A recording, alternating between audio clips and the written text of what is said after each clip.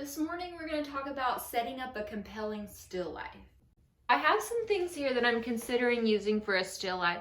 What you need are some things that have interesting shape.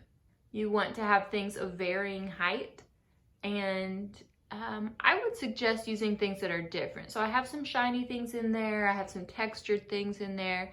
If everything is the same, it's not going to be as exciting to draw. So right now I have this plant and this vase that are similar heights. I don't think that's enough of a difference, so I'm going to work on changing that.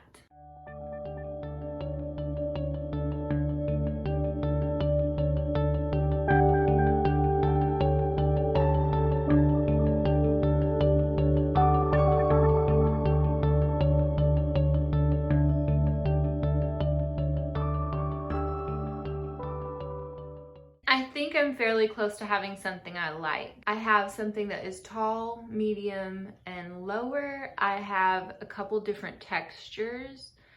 I have some overlapping, and I think I actually want to push that forward to make it overlap a little bit more.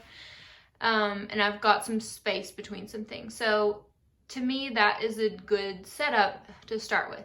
So I want you to go ahead and set up some sort of still life for yourself to start drawing in your sketchbook. So as you're drawing in your sketchbook, I want you to consider trying to map out your proportions before you get into carefully drawing everything. And one way to do that is just to loosely and very lightly draw in the main shapes that you see, and then to kind of check your proportions before moving forward. One way that I learned to do that in my college drawing classes was to use a straight arm and the tip of your pencil and a closed eye. So if you want to try this, what you do is hold your arm straight out, close one eye, and measure. Right now I'm measuring the vase. From where I'm sitting, the vase is this tall with a closed eye. So I can check my proportion by turning that. So for example, I can see that when I look here, this is how tall my vase is. And when I turn this to the widest point of the vase, it's barely shorter.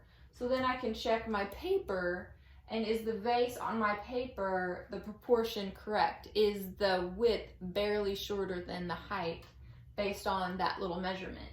You could do the same thing with the whole overall, and you might need to scoot back too to make this make more sense so that it's not so huge. I can measure the width between things, I can measure how tall they are.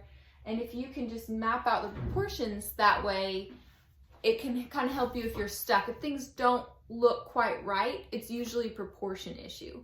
So go ahead and do the weird thing, measure it out, see if you can get your proportions right. And then once you have your basic shapes lightly down with correct proportions, go ahead and start on your contours. And the contour is just the art word for the outline. You want to just start with your nice crisp outline. I mean, you don't have to do a crisp outline. You could do a more artistic approach with a light feathered outline, but after you have your basics in there lightly, you can go through with a darker pencil, just darkening the lines you want to keep.